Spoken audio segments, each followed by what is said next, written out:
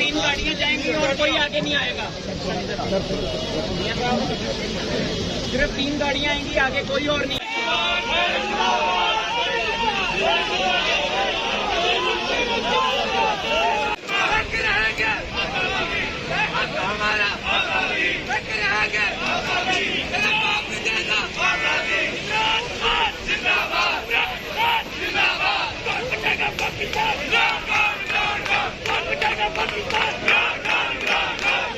यार 5 इस साइड में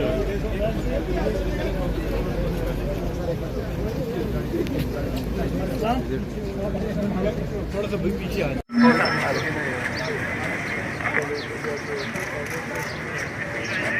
जो है वो